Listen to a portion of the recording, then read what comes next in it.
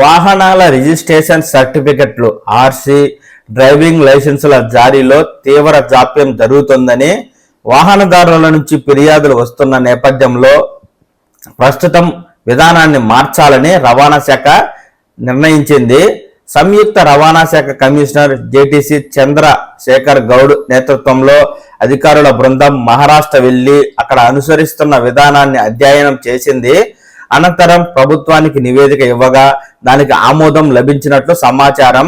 ఈ నేపథ్యంలో మహారాష్ట్ర తరహాలో కేంద్రీకృత సెంట్రలైజ్డ్ విధానాన్ని తెలంగాణలో ప్రవేశపెట్టేందుకు రవాణా శాఖ సిద్ధమవుతోంది.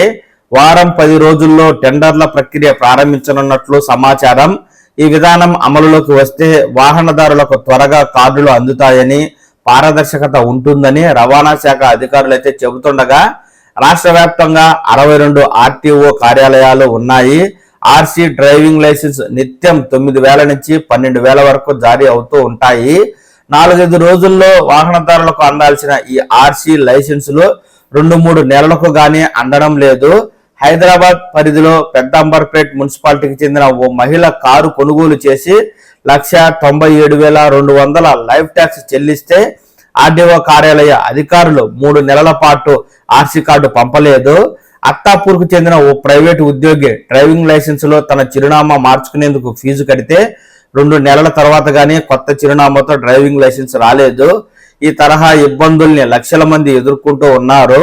ఏజెంట్ల ద్వారా వెళ్తే పని త్వరగా అయిపోతుందని, లేకపోతే కార్యాలయాల చుట్టూ తిరిగి పలుమార్లు తిరగాల్సి వస్తుందని వాహనదారులు ఆరోపిస్తూ ఉండగా ఆర్సీ డ్రైవింగ్ లైసెన్సుల జారీలో జాప్యం నిజమేనని, సాంకేతికత కారణంగానే ఇలా జరుగుతుందని రవాణా శాఖ వర్గాలైతే చెబుతుండగా ఏజెంట్లను ఆశ్రయించిన వారికి అదే రోజు లేదా కొద్ది రోజుల్లోనే ఆర్సీ మరియు డ్రైవింగ్ లైసెన్సులు ఎలా అందుతున్నాయని వాహనదారులైతే ఎదురు ప్రతిష్ఠిస్తూ ఉన్నారు. మహారాష్ట్రలో గతంలో ఆర్డీఓ కార్యాలయం నుంచే ఆర్సీ డ్రైవింగ్ లైసెన్స్ జారీ అయ్యేవి.